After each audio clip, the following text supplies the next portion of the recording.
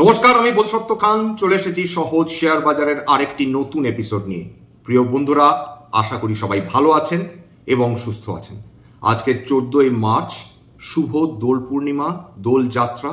সবার জীবন রঙে রঙে ভরে উঠুক, সুখ সমৃদ্ধে ভরে উঠুক, এটাই কামনা রইল। যাই হোক, আজকে শুরু করি আমাদের এপিসোড। আজকের আমরা একটু রিস্ক রিওয়ার্ড নিয়ে আলোচনা করব। অর্থাৎ আমরা সবসময় বিভিন্ন শেয়ারের উত্থান নিয়ে আলোচনা করি, পতন নিয়ে আলোচনা করি, কোনটা কত উঠলো, কোনটা কত নামলো।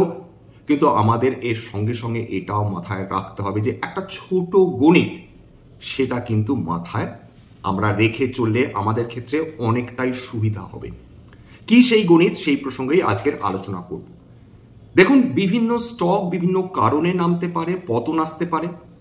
ফান্ডামেন্টালি যে স্ট্রং কোম্পানিজগুলো, তার পেছনে, তার পতনের পেছনে হতে পারে তার কোনো কোয়ার্টারের রেজাল্ট খারাপ আসতে পারে, কোনো ম্যাক্রো ইকোনমিক ডেভেলপমেন্ট হতে পারে, অর্থনীতি খারাপ করতে পারে, জিওপলিটিক্যাল টেনশনস কাজ করতে পারে। অর্থাৎ নানা কারণে একটা কোম্পানি যতই ফান্ডামেন্টালি ভালো হোক না কেন, সেটা যদি চড়া ভ্যালুয়েশনে ট্রেড করে বা যে পয়েন্টগুলো বললাম তার কারণেও কিন্তু এই ধরনের ফান্ডামেন্টালি ভালো কোম্পানিজগুলোতে পতন আসতে পারে। ঠিক একইভাবে উল্টো চিত্র, যদি একটা কোম্পানি ভালো হয়, তার কোয়ার্টার আফটার কোয়ার্টার আর্নিংস ভালো হয়, রেভিনিউ বৃদ্ধি হয়, ম্যানেজমেন্ট একটা সুন্দর গাইডেন্স দেন ভবিষ্যতের জন্য, তার ফ্রি পজিটিভ ক্যাশ ফ্লো থাকে, জিওপলিটিক্যাল টেনশনসের প্রভাব যাতে এই ধরনের কোম্পানিতে যদি কম পড়ে, ভালো ম্যানেজমেন্ট যদি গাইডেন্স থাকে, তাহলে সেই ধরনের কোম্পানিজগুলোতে ইউজুয়ালি যেটা হয় যে আমরা স্টক প্রাইস অ্যাপ্রিসিয়েশন দেখি। এবার প্রশ্নটা হচ্ছে যে জুলাই, গত সেপ্টেম্বর যদি ধরি, সেপ্টেম্বরে আমরা নিফটি এবং সেন্সেক্সে সর্বকালীন উচ্চতা ছুঁয়ে গিয়েছিল, সেটা দেখেছিলাম। তারপর থেকে নিয়মিত হারে সংশোধন চলছে, একটু স্টেবিলাইজ করেছে, কিন্তু সেই স্টেবিলিটি কতদিন থাকবে সে ব্যাপারে সম্যক ধারণা বহু মানুষেরই নেই বা অধিকাংশ মানুষেরই নেই বলা যেতে পারে।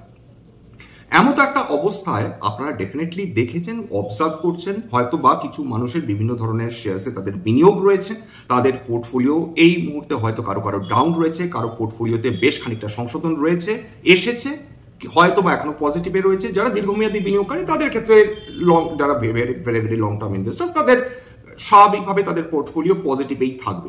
এইবার প্রশ্নটা যেটা দাঁড়াচ্ছে যে সামান্য পতনে একটা প্রফিট কতখানি নেমে যেতে পারে সেটা নিয়ে আজকের আলোচনা করব। এইটা কিন্তু আজকের আমার উদ্দেশ্য। দেখুন, একটা কোম্পানিতে এর আগে বহুবার ফান্ডামেন্টালস নিয়ে আলোচনা করেছি, আরেকবার সংক্ষেপে এটা আলোচনা করিনি যে কি কি কারণে বিপদ সংকেতগুলো কি কি কারণে আসতে পারে। যদি high debt to equity ratio থাকে, যদি negative free positive cash flow থাকে, যদি ক্রমাগত কোয়ার্টার আফটার কোয়ার্টার আয় কমতে থাকে বা প্রফিট বা রেভিনিউ কমতে থাকে, যদি লাম্পি প্রফিট হয়, অর্থাৎ এক বছর একটা কোয়ার্টারে খুব বেশি প্রফিট হলো, তারপরে কোয়ার্টারে দেখা গেল হাই লস হচ্ছে। ইউজুয়ালি যেগুলো সাইক্লিক্যাল সেক্টরস বা রেট সেন্সিটিভ সেক্টরসে এই ধরনের কিন্তু লাম্পি বা ইরাটিক প্রফিট আমরা দেখতে পারি।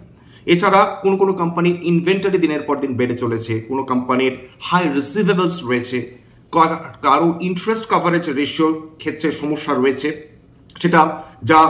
যেটা সাধারণত হয়ে থাকে যে অনেক কোম্পানি লস করে চলেছে quarter after quarter, negative return on capital employed বা নেগেটিভ রিটার্ন অন ইকুইটি রয়েছে, ম্যানেজমেন্ট অ্যান্ড গভর্নেন্সের ক্ষেত্রে ঝুঁকি রয়েছে, অডিটর বা সিএফও ঘন ঘন পরিবর্তন হচ্ছে, প্রমোটাররা অত্যাধিক শেয়ার প্লেজ করছেন, অর্থাৎ শেয়ারের বিনিময় বন্ধক রাখছেন, যাকে প্লেজ করা বলে।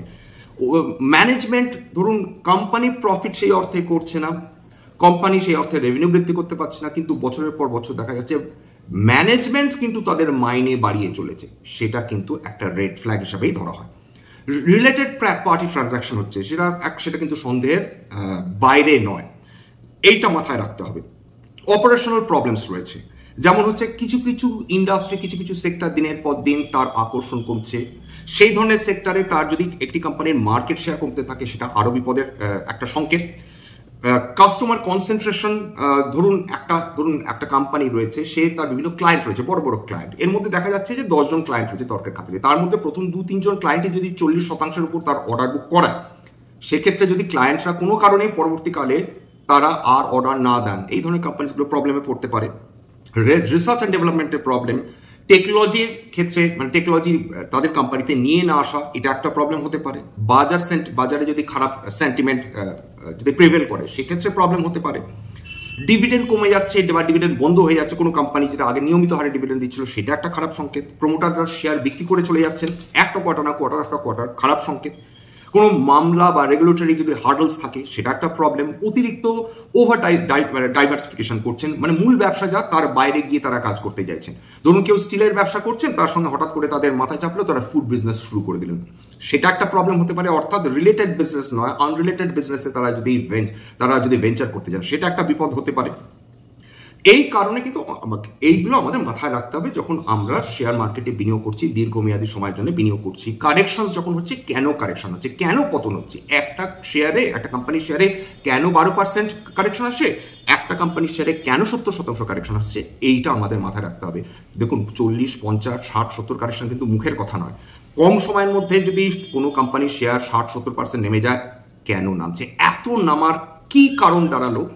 যদি সেই অর্থে এটার স্বাভাবিক কারেকশন হয়, আমি যদি এটা অত্যাধিক মানে চড়া ভ্যালুয়েশনেও ট্রেড করছিল ধরে নিই, তাহলেও কি 70% নামাটা একটা কোম্পানির ক্ষেত্রে খুব কম সময়ের মধ্যে স্বাভাবিক? এইটা আমাদের প্রশ্ন করতে হবে। প্রশ্ন তো করতেই হবে, নইলে আমরা বুঝবো কি করে কোম্পানির মধ্যে প্রবলেম বা সমস্যা কোথায় থাকছে।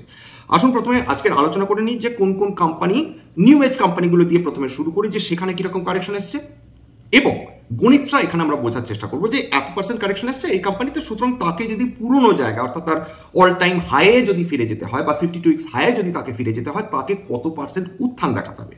যেমন শুরু করে পেটিএম, প্রথম কথা বলে দিই যে কোম্পানিসগুলো নিয়ে আলোচনা করবো সেটা কেবলমাত্র for illustration purpose, data specific. এখানে কোনো ধরনের buy sell, recommendation, suggestion, advice বা ইনফ্লুয়েন্স করার উদ্দেশ্য কিন্তু আমার নয়।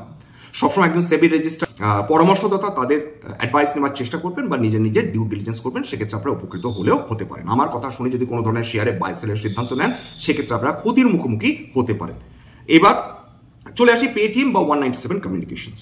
অল টাইম হাই 1955 মানে 1955 টাকা নভেম্বর 2021 ছিল। বর্তমানে সেই শেয়ারের দাম 800 টাকার কাছাকাছি। অল টাইম হাই থেকে 59% কারেকশন হচ্ছে, 59%। সমস্ত ডেটা দিয়ে দেবো, দয়া করে দেখে নেবেন। অর্থাৎ সেই পুরনো 1955 টাকায় বা অল টাইম হাইয়ে যদি পেটিএমকে ফিরে যেতে হয়, রিকভার করতে হয়, তাহলে তাকে বর্তমান যা দাম রয়েছে সেখান থেকে 150% তাকে উত্থান দেখাতে হবে। 150%, এইটা মাথায়, অর্থাৎ দ্বিগুণেরও বেশি তাকে উত্থান দেখাতে হবে। এটাই কিন্তু অঙ্কের ব্যাপার। নামলে দেখা যাচ্ছে 50-60%, কিন্তু উত্থান যখন ওই পতন থেকে সেটা উত্থান হবে, সেটা কিন্তু অনেকটা বেশি তাকে উত্থান করতে হবে। নাইকা, আপনারা প্লিজ ডেটাগুলো একটু চেক করে নেওয়ার চেষ্টা করবেন যে আমি যে ডেটা দিচ্ছি সেটা স্যাক্রোস্যাঙ্ক্ট নাও হতে পারে। এবার এফএসএনই কমার্স, এটা একটু দেখে নিই ডেটা। এর বর্তমান দাম হচ্ছে 165 টাকা এফএসএনই কমার্স, এবং এর 52 উইকস হাই ছিল 230 টাকা, এর 52 উইকস লো হচ্ছে 148 টাকা। এটা একটু মাথায় রাখতে হবে যে এখান থেকে যদি একে উত্থান করতে হয়, অর্থাৎ একে যদি পুরনো জায়গায় ফিরে যেতে হয়, এখানে কিন্তু অনেক বেশি তাকে উত্থান দেখাতে হবে। আদানি গ্রিন এনার্জি কিরকম পতন এসেছে আপনারা ডেফিনেটলি বুঝতেই পারছেন। আদানি গ্রিন এনার্জি বর্তমানে দাম রয়েছে, আদানি গ্রিন একটু দেখে নিই যে এই আদানি গ্রিন এনার্জির বর্তমান দাম হচ্ছে 874 টাকা। এটা লাইফ হাই গিয়েছিল 2174, মানে 52 উইকস হাই ছিল 2174 টাকা, সেখান থেকে 52 উইকস লো ছিল 758 টাকা। অর্থাৎ একে যদি পুরনো জায়গায় ফিরে যেতে হয়, তাহলে অ্যাপারেন্টলি 60%-এর উপর কারেকশন এসছে, একে ফিরে যেতে হলে কিন্তু 2.5 গুণের বেশি স্টক কিন্তু অ্যাপ্রিসিয়েট করতে হবে। তার মানে এটা আপনাদের যদি আমি কেবলমাত্র এটা যদি আমি ডেটা দিয়ে বোঝাবার চেষ্টা করি, সেক্ষেত্রে একটু আপনাদের পক্ষে বুঝতে ইজি হবে। যদি 1% পতন হয়, সেক্ষেত্রে 1% লাগবে পুরনো জায়গায় ফিরে যেতে, যে কোনো স্টকের ক্ষেত্রে। যদি 5% পতন হয়, তাকে ওপরে ফিরে যেতে 5%ই লাগবে। যদি 10% পতন হয়, সেক্ষেত্রে ওপরে ফিরে যেতে তাকে 15% উত্থান লাগবে। যদি 20% পতন হয়, সেখানে ফিরে যেতে 25% লাগবে। যেখানে 30% যদি পতন আসে, তাকে পুরনো জায়গায় ফিরে যেতে 45%। এখনো পর্যন্ত কোনো অস্বাভাবিকতা নেই। যদি 40% পতন হয়, তাকে পুরনো জায়গায় ফিরে যেতে 60% উত্থান তাকে করতে হবে। এই পার শুরু হয়ে গেল টেনশন। যদি একটা স্টক তর্কের খাতিরে ধরে নিই 100 টাকা, সেটা নেমে এলো 50 টাকা, তাকে অর্থাৎ 50% পতন হলো, তাকে পুরনো জায়গায় ফিরে যেতে 100% উত্থান দেখাতে হবে, দ্বিগুণ করতে হবে তাকে। Not that easy. যদি কোনো স্টকের 60% পতন হয়, নোটিস করে দেখুন যে তার কতখানি কাজটা আরো বেশি ডিফিকাল্ট হয়ে যাচ্ছে। তাকে পুরনো জায়গায় ফিরে যেতে 150% উত্থান দেখাতে হবে। যদি 70% পতন হয় তাকে পুরনো জায়গায় ফিরে যেতে 230% উত্থান দেখাতে হবে, 3 গুণের বেশি। যদি 80% পতন হয় তাকে পুরনো জায়গায় ফিরে যেতে 400% রিটার্ন দিতে হবে, অর্থাৎ 5 গুণ বেশি বৃদ্ধি পেতে হবে। অর্থাৎ নামছে 80%, কিন্তু তাকে রিটার্ন দিতে, তাকে পুরনো জায়গায় ফিরে যেতে হলে তার স্টকের দাম 5 গুণ বেশি বৃদ্ধি পেতে হবে। যে স্টক 90% নেমেছে সেই স্টক কিন্তু পুরনো জায়গায় ফিরে যেতে গেলে 500% তাকে সেই স্টকটাকে অ্যাপ্রিসিয়েট করতে হবে। অর্থাৎ 40% অবধি একটা স্টকের যদি কারেকশন আসে সেটা ফিরে যাওয়াটা মারাত্মক কোনো ডিফিকাল্ট নয়, কিন্তু যে মতো একটা স্টকে 50% নিচে নেমে চলে আসছে সেই সময় সেই স্টকগুলো সেই পুরনো জায়গায় ফিরে যেতে হলে তার মাথার ঘাম পায়ে ফেলতে হবে। গত 6 মাসের ডেটা নিয়ে আমি ট্রেন্ড লাইন থেকে এই ডেটা নিয়েছি, বলে দিই যে কোন স্টকসগুলো সর্বাধিক পতন দেখেছে গত 6 মাসে, সেই স্টকসগুলো একটু বলে দিই। স্টার্লিং অ্যান্ড উইলসন গত 6 মাসে 70.39% পতন দেখেছে। ওয়ার্লপুল ইন্ডিয়া 61.55% পতন। আদানি গ্রিন এনার্জি ওই 58.72% পতন। হোনাসা কনজিউমার্স সেটা 57.82% পতন। আইটিআই লিমিটেড 57.25% পতন। ইন্ডাসইন্ড ব্যাংক 55.12% পতন। নেটওয়ার্ক 18 54.95% পতন। টানলা প্ল্যাটফর্মস 54.88% পতন। এবং তেজাস নেটওয়ার্ক খুব প্রিয় স্টক ছিল, এই খেয়াল করে দেখবেন যে অধিকাংশ স্টকই ভীষণ প্রিয় স্টক ছিল বিনিয়োগকারীদের। এই তেজাস নেটওয়ার্ক সেখানে 54.61% পতন এসেছে। এইবার চলে আসি যে এই যে স্টকসগুলো বললাম তাদের পুরনো জায়গায়, অর্থাৎ তাদের এই যে 6 মান্থস এই যে পুরনো 52 উইকস হাইগে সেখানে ফিরে যেতে কত পার্সেন্ট তাদের উত্থান দেখতে হবে। তেজাস নেটওয়ার্কস 124.3%। এই ডেটাটা আমি কিন্তু আর্টিফিশিয়াল ইন্টেলিজেন্সের সাহায্য নিয়েছি, এই ডেটাটা তৈরি করার জন্য ডিপসিকের সাহায্য নিয়েছি। তেজাস নেটওয়ার্ক 121.3% উত্থান।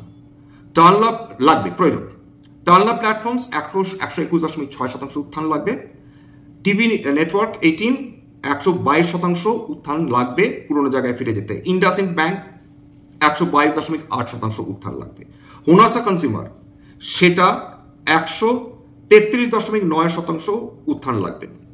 আদানি গ্রিন এনার্জি সেটা 137.1% উত্থান লাগবে পুরনো জায়গায় ফিরে যেতে। এরপর চলে আসি ওয়ার্লপুল ইন্ডিয়া 150.1% উত্থান লাগবে তার পুরনো জায়গায়, 160% উত্থান লাগবে তার পুরনো জায়গায় ফিরে যেতে। স্টার্লিং অ্যান্ড উইলসন 237.7% উত্থান লাগবে তার পুরনো জায়গায় ফিরে যেতে। চলে আসি আরেকটা কোম্পানি যেটা আমার মনে হয় আলোচনা করার প্রয়োজন রয়েছে, সেটা হচ্ছে ইয়েস ব্যাংক।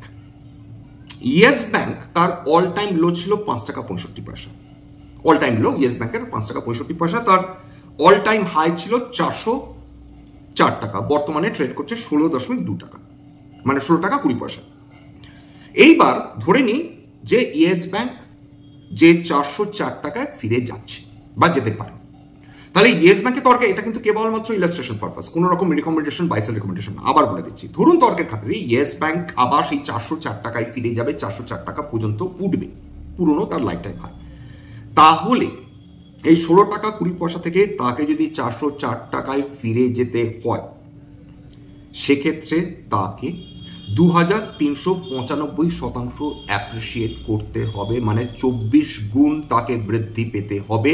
ইয়েস ব্যাংকের বর্তমান 50,762 কোটি টাকার তার মার্কেট ক্যাপিটাল, এর সঙ্গে 24 গুণ করলে তার মানে বুঝতেই পারছেন যে তাকে 12 লক্ষ কোটি টাকার কোম্পানি হয়ে উঠতে হবে, তবে সে পুরনো জায়গায় ফিরে আসতে পারে। তার মানে কাজটা এক্সট্রাঅর্ডিনারিলি ডিফিকাল্ট, কোনো কিছুই তো টেকনিক্যালি অসম্ভব নয়। এবং তবে আমাদের যখন বলছি যে এটা ফিরে যাওয়া ভীষণ ডিফিকাল্ট ওই লেভেলে, সেটা কিন্তু একটা টাইম ফ্রেমের কথা মাথায় রেখে আসছে। এবার ভাবুন ইয়েস ব্যাংক টেকনিক্যালি 10 বছরের মধ্যে সেই জায়গায় পৌঁছাতে পারে। দেখুন টেকনিক্যালি সব জায়গায় সবকিছু সম্ভব। এরকম তো বহু স্টকস রয়েছে যারা 15 বছরে 100 গুণ রিটার্ন দিয়েছে, 200 গুণ রিটার্ন দিয়েছে, 500 গুণ রিটার্ন দিয়েছে, হয়। এবার ইয়েস ব্যাংকে সেই পুরনো জায়গায় ফিরে যেতে 24 গুণ তাকে যদি রিটার্ন দিতে হয়, তাহলে যদি আমি যেরকম উদাহরণ হিসাবে বলতে পারি, মানে প্যারালালি, যে নিফটি 25 বছরে 25 গুণ রিটার্ন দিয়েছে, একটু গুগল করে দেখে নেবেন, 25 টাইমস 25 বছরে। তাহলে যদি ধরে নিই যে ইয়েস ব্যাংকে পুরনো জায়গায় ফিরে যেতে হয় যদি নিফটির রেট অফ রিটার্ন ধরে, তাহলে কিন্তু লিটারালি ইয়েস ব্যাংকে ওই 24 বা 25 বছর কিন্তু অপেক্ষা করতে হবে যদি নিফটির রেট অফ রিটার্ন যদি আমরা ধরে চলি। অর্থাৎ কাজটা এতখানি ডিফিকাল্ট হয়ে পড়ে যদি সেই কোম্পানির ক্ষেত্রে কোনো রকম বড় প্রবলেম চলে আসে। এই ক্ষেত্রে বলে আপনারা ডেফিনেটলি বুঝতে পারছেন যে ইয়েস ব্যাংকে 95% উপর পতন এসেছিল, 95%। সুতরাং সেখান থেকে ফিরে যাওয়া ওই জায়গায় কি এক হিউমাঙ্গাস টাস্ক, সেটা কিন্তু সবাইকে মাথায় রাখতে হবে। এবং ঠিক এই কারণে ফান্ডামেন্টালি স্টকে মানুষ বিনিয়োগ করছেন, খুব ভালো কথা। কিন্তু কিছু মানুষ তো ডেফিনেটলি রয়েছেন যারা বুঝতে পারছেন, যারা যে ধরনের স্টকসে তারা বিনিয়োগ করছেন সেখান থেকে অনেক অনেক বেশি কারেকশন আসতে পারে। যদি 40%-এর নিচে নেমে যায়, যদি 50% কারেকশন চলে আসে, তার মানে তাকে কিন্তু সেটা দ্বিগুণ হওয়ার জন্য অপেক্ষা করতে হবে তার পুরনো রেটে ফিরে যেতে। এইটা মাথায় রাখতে হয়। এই কারণেই যারা বড় বড় ইনভেস্টার্স তারা যদি মনে করেন তারা সেই কোম্পানিটা ফান্ডামেন্টালি ভালো করার সম্ভাবনা নেই, সামনে কয়েক বছর সেটা ভালো করবে না, তারা সেখানে তারা স্টপ লস রাখেন, স্টপ লস বা তাদের লস তারা কেটে নিয়ে তারা বেরিয়ে চলে আসে। কারণ 50% অব্দি অপেক্ষা করা মানে ওই 100% তাকে উত্থান দেখতে হবে, তবে সে সেই জায়গায় ফিরে আসবে। এইটা কিন্তু একটা মারাত্মক সমস্যার জায়গা, এইটা আমাদের কিন্তু মেনে চলতে হবে। এই ডেটাটা কেন দরকার, তাহলে আমরা বুঝতে পারবো যে কোথায় গিয়ে আমাদের রিস্কটা সবচেয়ে বেশি হচ্ছে। সবচেয়ে বেশি রিস্ক থেকে আমাদের দূরে রাখতে হবে। সবচেয়ে বেশি পতন হলে সবচেয়ে আরো বেশি অনেক অনেক অনেক বেশি কঠিন হয়ে যায় আমাদের পুরনো যে অবস্থানে ফিরে আসতে। ঠিক যে কারণে আপনারা দেখেছেন বিভিন্ন আইটি কোম্পানি, উইপ্রো, সেটা সেই 2001-2 সালে তার সর্বকালীন উচ্চতা ছুঁয়েছিল। আজ কত বছর হয়ে গেল, 25 বছর পর গিয়ে উইপ্রো সেই বহু বছর পুরনো যে লাইফ হাই ছিল সেটাকে ক্রস করতে পেরেছে। এবং তার মানে যেটা দাঁড়াচ্ছে যে কোনো দামে যে কোনো শেয়ার কেনা যায় না, চড়া ভ্যালুয়েশনের শেয়ার কেনা যায় না। 30%-এর পর থেকে সতর্ক মানুষকে হতে হয়। 40% অবধি মানুষ হয়তো বিয়ার করে নেবেন, কিন্তু তারপর এই জায়গাগুলো সমস্যা। এবার কিছু মানুষ ডেফিনেটলি যারা ধরুন এই ধরনের স্টকে ঢোকেনি, কিন্তু তারা বুঝতে পারছেন যে খুব ভালো কোম্পানিজ রয়েছে, ফান্ডামেন্টালি খুব ভালো কোম্পানিজ রয়েছে, তারা এই ধরনের কারেকশন দেখেছে এবং তারা ভবিষ্যতে ফিরে আসতে পারে। তারা যদি এই ধরনের স্টক কারেকশনের পর তারা যদি একটা নির্দিষ্ট তাদের পজিশন নেন, সেক্ষেত্রে তাদের পক্ষে কিন্তু ওয়েলথ ক্রিয়েশন অনেক বেশি সহজ হয়ে যায়। অর্থাৎ কোন বিনিয়োগকারী কোন দামে কিনছেন সেটা অনেক বেশি গুরুত্বপূর্ণ হয়ে যায়। এখানেই শেষ করবো আজকে স্ট্যান্ডার্ড ডিসক্লোজার। যে কোম্পানিজগুলো আলোচনা করলাম, হতে পারে সেই কোম্পানিজগুলোর মধ্যে কয়েকটিতে আমার বা আমার পরিবারের বিনিয়োগ থাকলেও থাকতে পারে। ভবিষ্যতে আমরা যদি নতুন করে কিনি বা বিনিয়োগ করি, তাহলে কিন্তু নতুন আমরা আগাম বিজ্ঞপ্তি দিয়ে কিনতে বা বিক্রি করতে পারবো না, যদি কোনো উদাহরণ হিসেবে আমরা দিয়ে থাকি। এবার অবশ্যই যেগুলো যে স্টকসগুলোতে অত্যাধিক পতন এসেছে সেই ধরনের কোনো স্টকসে আমার বা আমার পরিবারের বিনিয়োগ নেই, যেগুলো 50-60% কারেকশন। হ্যাঁ, ইয়েস ব্যাংকে এর আগে বহুবার আলোচনা করেছি, ইয়েস ব্যাংকে একসময় পজিশন ছিল, সেটা আমরা লস বুক করে বেরিয়ে গেছিলাম, ঠিক সেই কারণে স্ট্যান্ডার্ড ডিসক্লোজারটা দেব। এখানে শেষ করা এবং সবশেষে যেটা বলে থাকি, যদি এই ধরনের এপিসোডস আপনাদের ভালো লাগে প্লিজ একটা লাইক দেবেন, প্লিজ সাবস্ক্রাইব করবেন। এবং যদি সত্যি মনে হয় যে আমাদের বাঙালি ভাই বোনদের কাজে লাগবে, কারণ এই ধরনের এপিসোড তো আমাদের বাঙালি ভাই বোনদের মাথায় রেখেই কাজে করা, সুতরাং প্লিজ নিজের গ্রুপে শেয়ার করে দেবেন। আজকের জন্য নমস্কার।